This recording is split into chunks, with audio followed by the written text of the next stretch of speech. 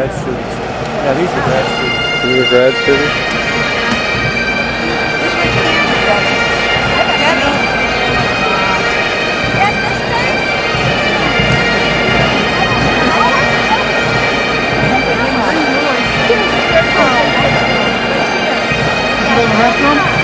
You had it, Debbie. I gave it to her. I don't think there's anything in it. That's not mine. You know, Fred, there's a plug right at the top of these sticks.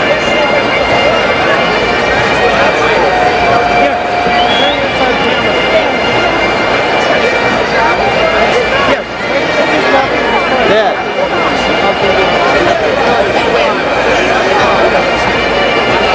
Look who I got on the screen.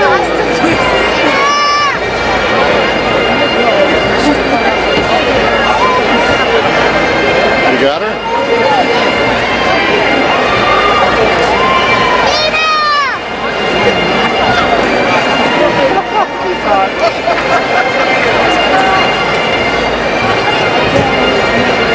See her? I got her right on the screen. Man, I can't get her. Can you see her? Look who I got.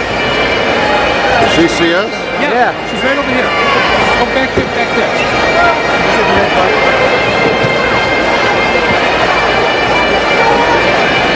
Oh, there she is.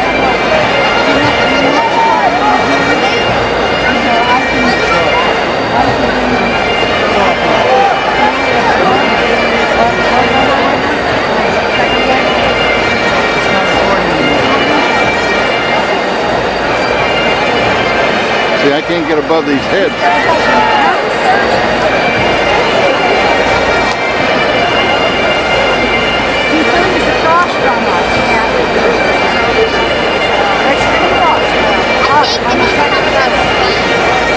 I think I lost her.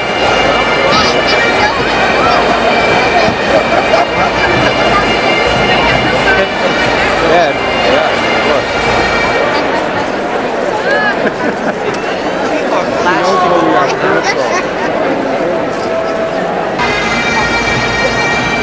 You can actually put the camera probably right here.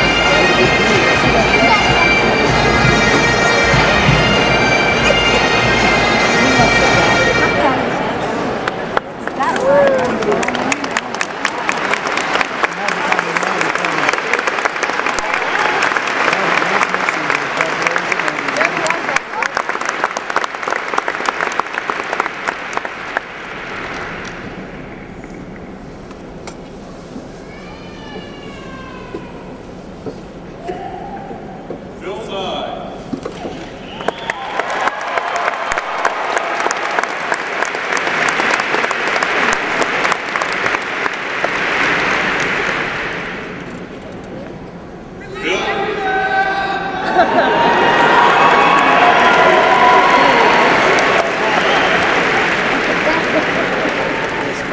Bill Nye, the Science Guy.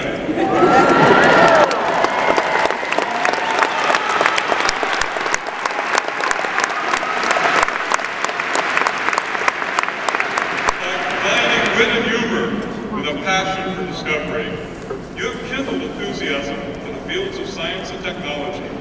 Your unique ability to communicate the most difficult concepts to young and old has enabled us to understand the potential for invention to enhance or destroy our world. You have awakened amazement in a generation in which innovation has become commonplace and change has become a fact of life. A roving ambassador for science education, you have taken advantage of today's electronic medium to encourage tomorrow's inventors. Following the footsteps of your mentor Carl Sagan, you are motivating a new generation to explore the unknown and unlock the mysteries of the universe. For teaching us in your unique fashion that the Earth's welfare is in our hands and its secrets are within our grasp, Rensselaer Polytechnic Institute, on the recommendation of the faculty, proudly awards you the honorary degree of Doctor of Science and invests you with this hood signifying this degree. By virtue of the authority of the laws of the state of New York, Rensselaer Polytechnic Institute hereby awards you the honorary degree of Doctor of Science.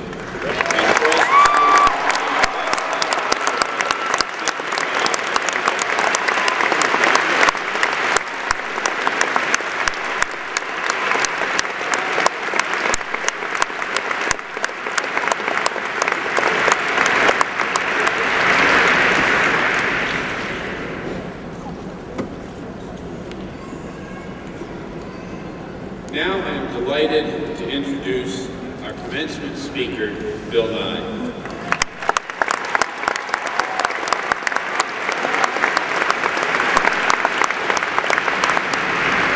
Bill Nye is one of a kind. A scientist, inventor, comedian, and author, he calls on his talents to serve as an ambassador for scientific literacy. His series, Disney Presents Bill Nye the Science Guy, has won more than a dozen Emmy Awards. As an undergraduate at Cornell, Nye was inspired by another passionate spokesman for science, the astronomer Carl Sagan. After graduation, Nye joined Boeing Commercial Airline Company in Seattle as an engineer working on flight control systems. After winning the Steve Martin lookalike contest, it's true, he told me that last night.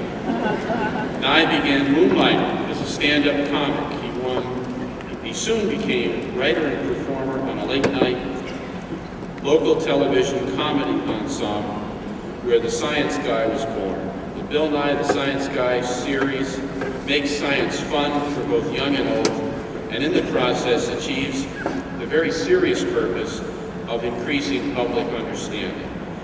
In addition to his television series, Nye has shared his passion for the environment and his enthusiasm for learning through his numerous books and award-winning videos. It is my great pleasure to introduce our commencement speaker, Bill Nye, who has spent his life proving that science rules.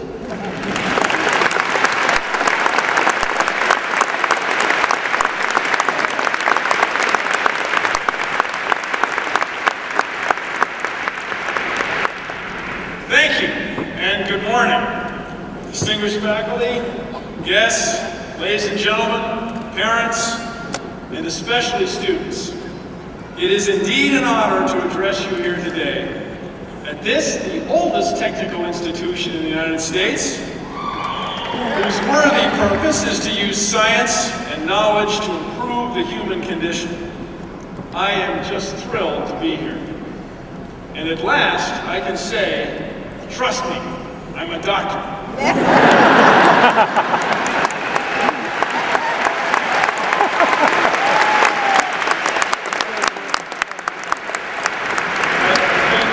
Very much for that. Like so many times in history, there are dangers before us. These are new and extraordinary dangers. We have global climate change, a stunning loss of diversity in our environment, and a great many people living on what is turning out to be a pretty small planet. There are opportunities as well, extraordinary ones. So, why not change the world? For the first time in over 1 million years, any of you can find out about almost anything without any restriction from authorities and at almost no cost. Fuel for your car is now almost as expensive in uncorrected dollars as when I was in school. That is to say, we're paying nearly 1/5 of what gasoline costs in regular countries like Japan or Egypt and Norway. Energy is cheap. The economy is good. Coincidence? Perhaps not. Our water and air are, strange as it may seem, by certain measures, somewhat cleaner now than they were when I was graduating from college. And just for example, a few of you may find cures for a great many forms of cancer. It is an extraordinary time to be alive. If you have a moment, I'd like to discuss it with you. I say discuss, but face it, I mean, if you all started talking, the speech would really take a long time. So. I imagine the first thing you're thinking about today is, wow, I'm done. I made it. Check me out. They can't get me down. And you're right, they can't. But in a way they don't have to, because they already have. No matter what you majored in here, you picked up some mathematics and some science. The math and science is in you. And like, say, for example, the blues, when the science is in you, it has got to get out. Science is a tool, an instrument that lets us hurried humans have an intimate knowledge of the earth, the sky, the sea, the stars, and even of living creatures such as ourselves. In In many ways, we are clumsy kids. We're new to the environment in planetary terms. We make mistakes, we stumble. Yet, as bumbling as humans seem to be at times, we, for better or for worse, are the dominant species around here. Almost everything around you, including these living plants, was designed by humans, people such as yourselves. This mastery carries with it risks. Humans have always been good at making a mess. A lot of archaeology involves rummaging through old trash heaps, maybe after a party at Crockett. And now we can make stunning, awful messes on a global scale. But our place here also carries wonder, reverence, and hope. So let's change the world. Please consider the following. As you may know, many, maybe most commencement speakers try to give you some advice about how to be successful once you leave the relaxing, friendly, non-competitive confines of Rensselaer. If that irony is lost on you, I'm just getting started. So this advice is for your journey down what my dad used to call life's pathway. Being graduated from here just about guarantees you the opportunity to get paid very well to do what in many ways are just wonderfully complicated homework problems. And that's good. See, these problems need to be solved. And out there in the world, you get more than 50 minutes to do them. Yeah, stop in there. And since you can run tests and try things over and over every day, you get all kinds of partial credit. I know, it sounds like fun. And it is. Just for example, there's a pipe, a piece of beautiful stainless steel tubing, high pressure hydraulic tubing. It's in the actuator of the 747 elevator and horizontal stabilizer control lines. And I like to think of this tube as my tube. Okay, I convinced other engineers, people like my boss, that it would make the system a little smoother. It does, and that makes me feel good. I think about it often. Your futures are probably replete with details that will make a few products and a few systems better. You are among the best in the world at, say, homework problems. Even in your periods of self-doubt and disenchantment with your own mistakes, you'll discover out in the world that you're pretty smart and pretty capable. But now, please consider going past the day-to-day living of your life, getting a good job done, and the ever-important paying taxes. I want you to not only be successful in the world, but to go on and leave the world better than you found it. This may sound like a burden, a heavy responsibility, or if we were in deep space right now, a massive responsibility. But I'm not kidding. It's a little weight mass gag there. So, here are a few pieces of advice. Just regular advice that are free. Well, they're not quite free. You have to sit there. And RPI bought me dinner last night. But let's say this advice is cheap and a good value. Anyway, when you get a job, and I hope many of you do, when you get a job, never write a memo, a memorandum that's more than one page. Okay? Attach all the graphs, all the charts, and supporting documents you want. Staple them right on it, but never write a memo that rambles. No one's going to read it. You build your argument to this big crescendo, and no one remembers your point because it was on sheet 2 of 2. Or worse yet, it was on sheet 4 of 5. Ouch. Now, paper memos are going to become somewhat rarer as your careers advance. The new constraint might be never write anything that doesn't fit on a 13-inch screen, under the toolbar, and inside the scroll markers. And I hope in your lifetime, it becomes, say, a 33-centimeter screen. Because metric. But never more than a page. Did I say that? I started to ramble there. I'm sorry. Anyway, the centimeter screen brings me, well, and you, to the metric system. It's essential to our economic growth as the world gets more connected. As science students, you probably use mostly the metric system in your classwork and research. The real need we have, though, is in the everyday use of metric units. We need to start talking about how many kilometers it is to Madison Square Garden, or to Kindu, or to the moon. We need to start thinking in terms of square meters, liters, and Celsius. It's up to all of you to make it popular. So please get started on your metric journey of, say, 1,000 kilometers. That starts with, about 70 centimeters. A single step. My next piece of advice, vote. You have to. If you're a voter right now, keep on going to the polls and voting. If you don't vote now, start. Look, it's the only chance you get to hire people that see things at least a little bit your way. Okay? Oh, and then there's the part about being a good citizen, part of the community, being an all-around good person, and so on. And my feeling is people who don't vote should at least shut up.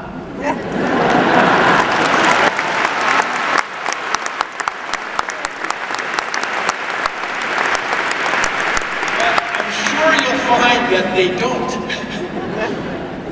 Shouting them down is hardly necessary if you speak your mind at the polls. So vote.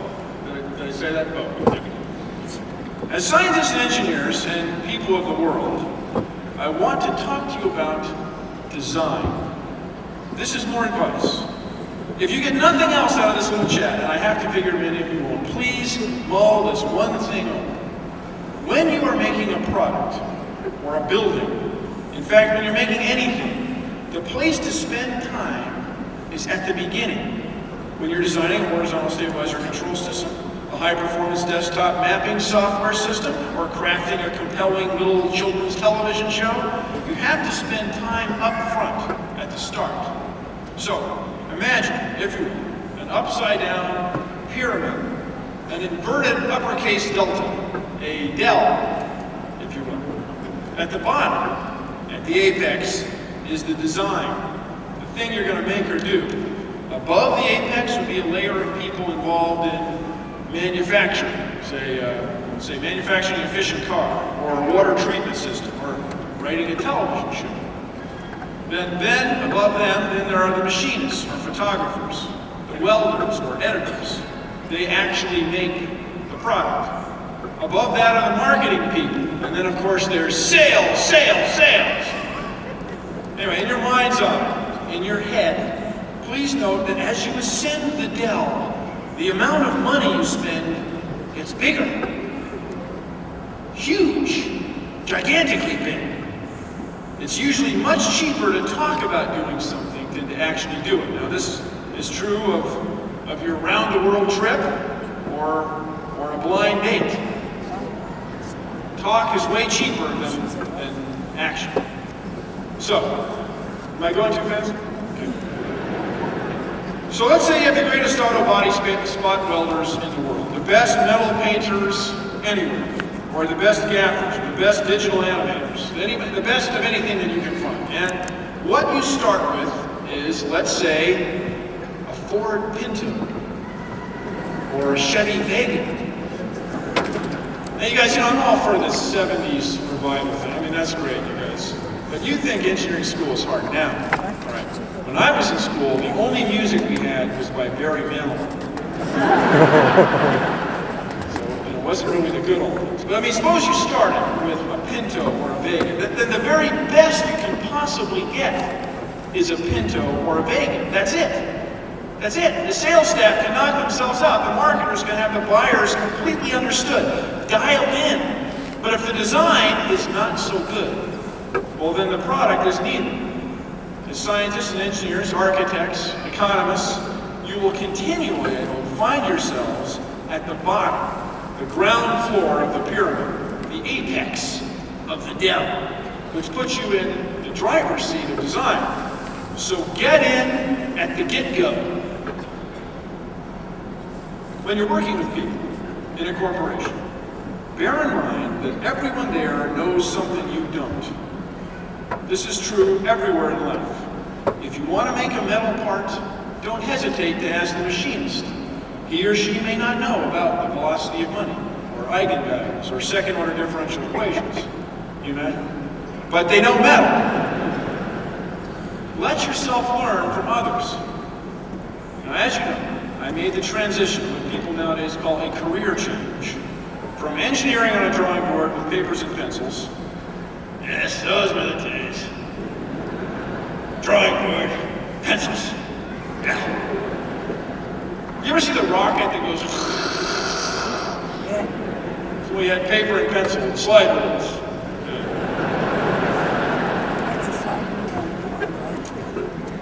And now I'm in television. And I know many people think that television is charming and glamorous, and it can be. I have met some remarkable people. I have visited some amazing places. But while I've got y'all here, let me just give you a little TV advice. Okay, first of all, there are no really big breaks. There are just milestones. A lot of them, like the one you're reaching today. Each accomplishment moves your career along a little. Each piece of work is like a brick in your career building, in maybe your skyscraper. The higher you are able to build, the farther you can see. But it doesn't all happen at once. As I like to say, it took me 19 quick years to get where I am. It's true in television, and it's true in just about any pursuit. Do good work and stick with it. The next thing I want to tell you is something I learned through hours of testing and research. If you're going to get a bucket of water in the face, untuck your shirt. Okay, you wouldn't think it would make that much difference. But a starched shirt under your lab coat can direct a great deal of water past your belt. It doesn't go down your pants, or I imagine your skirt. For 3 takes, I mean, you can get like 3 buckets of water without really getting much water, down your pants. It would probably work just as well with the garments we're wearing right now. Part of what I'm saying is I'm very proud of the show, but sometimes I do miss my engineering job, because I hardly ever got buckets of water in the face. Hardly ever. I've been going on and on here with advice to help you change the world, maybe even including the water down your pants tip. But in a sense, there's only one thing wrong with the world for humans, and that is there are too many humans, too many people. This has been true from time to time in human history. It's been especially or exponentially true for a little over a century, and it's only going to get worse. What exactly to do about this is not obvious. Wars, plagues, even focused genocidal efforts have been almost completely ineffective in slowing the growth of the human population. The most effective thing seems to be raising the standard of living, especially raising the standard of living for women. And that's going to be your biggest challenge. That's going to be the hard part. Managing growth, the growth in the number of people. That's what has brought on global climate change, human immunodeficiency virus epidemics, and especially the worldwide loss of species, the loss of biodiversity. Now this doesn't mean you should just veer off and not raise a family, as raising kids is the most important thing anyone in a society does. It means we have to manage ourselves as Earthlings, sharing this planet with other species, including and especially ocean-going species. By the way, you'll hear people talking about saving the Earth. Well, one way or the other, the Earth is going to be fine. I mean, it'll be here no matter what we do, no matter what happens. We have to work on saving our high quality of life on the Earth. It's a related but fundamentally different idea. Now, with all these problems, why dabble in understanding the universe? Why study science? Why study social science? Why bother trying to understand people and the things they make and do? Why build a bridge, a wall, a farm irrigation system, or a clinic? Well, it can be fun, for one thing. It's also the key to our future and our survival. It's how our species came to be such a tough competitor on this planet. We figure things out. We're passionate about it. And that, my friends, is the key. We pursue our passions, but keep thinking clearly. It's what makes discoveries happen. If you're like me, and I know I am, from time to time you find yourself wondering what Eratosthenes, or Isaac Newton, or Anne Nafis, William Harvey or Charles Darwin or James Maxwell or Elijah McCoy or Marie Curie, what did those people do all day? Most of you here know almost as much or more astronomy, calculus, chemistry, biology, and physics as they did. But these scientists must have had an intimacy with, an astonishment, an appreciation of the elegance of the world around us that is not all of us have. We all need it. We all need to nurture our passion. Passion makes people grow pumpkins. Careful thought lets us grow prize pumpkins. Passion drives us to ponder the motion of points of lights in the night sky. Careful thought lets us send probes to Pluto. Passion and planning drive us to crazy things, like building airplanes run by the sun, or creating our own TV shows. Passion is what makes inventors invent. Passion drives us to pursue cytokinesis, gluons, and quasars. In fact, passion may be what the Cowardly Lion was calling courage. What keeps the ape an apricot? Passion. I'm paraphrasing. I look at a 40-ton airplane flying in the invisible fluid of air, and I think to myself, that is remarkable. That's jaw-dropping. Someone pursued those engineering problems and solved them. I watch the large moons of Jupiter, and if I'm careful, I can observe their position change every few nights. I am astounded. I hear a perfectly crafted joke, and I laugh out loud. Well, it's timing, I think. So hold on to your passion, and at the same time, keep your head. You can accomplish great things and learn a great deal. When I was in school, I played frisbee against RPI. I did. In the early days of ultimate frisbee, I played. We had 15-second counts in those days. Can you imagine? What did you do with all that time? Yeah. Oh, we didn't have the internet. I'll tell you, RPI, you guys are some tough competitors, and I really respect that to this day. Now, you may know, I pounded on the hockey rink glass, trying to influence RPI players. You guys play hard, and you've received great educations. I realized that as much as we wanted to beat our opponents when I was in engineering school at that other red and white place, I realized we were also just like you guys. We were just like people from RPI. We're humans on this humble, sometimes pitiful, proud little species. That's what we are. We're on this remote, medium-sized, soaking wet planet in the middle of galactic nowhere. A speck in an almost inconceivably vast and astonishingly empty space. And yet, we can figure things out. We can understand things. We can come to know a little of the universe's secrets. It's amazing. It's exciting. It's worthy of respect. It's up to you to take us to the next step. That means more technological advances, faster computing machines, even more efficient bicycles, more food grown per hectare. But along with that, I hope a deeper, better understanding of how we all fit in. You and I may be living at a time when people everywhere, or at least most places, accept that we humans are all one species. We are all pretty much the same, not only in the way we look, respond, and communicate, but we all perceive the world fundamentally in the same way. We're the same. I'm sure it all will become clearer and clearer in the next few decades that humans, all humans, are just like sea jellies, and palm trees, zebra mussels, and echidnas.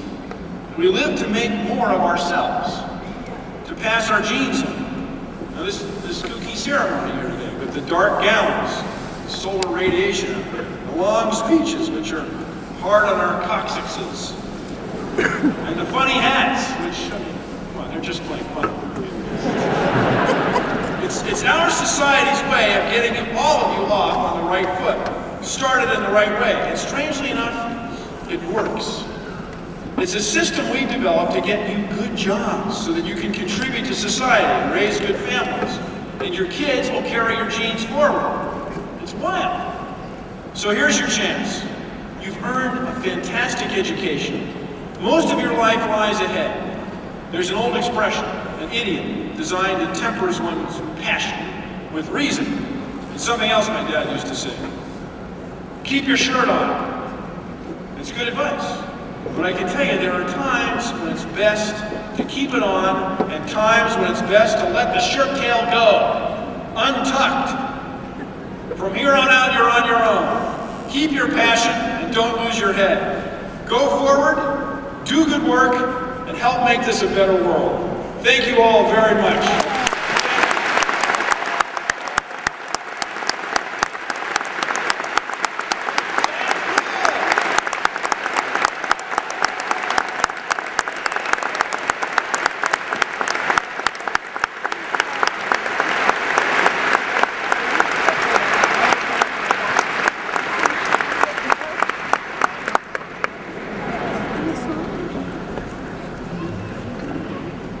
Thank you very much, Dr. Nye, the Science Guy.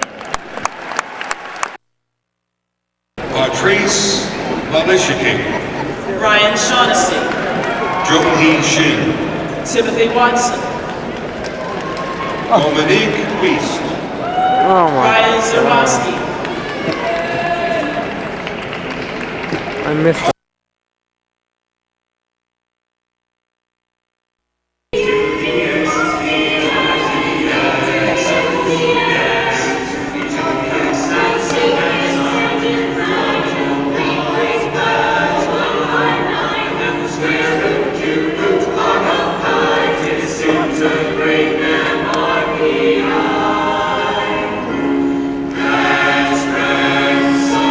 Battery just pooped out.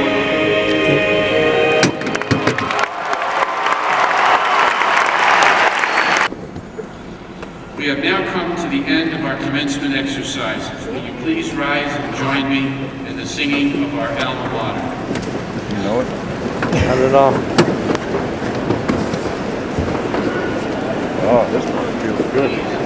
Oh, that's the best part. The benediction and remain in your places until the academic session leaves the hall. Thank you.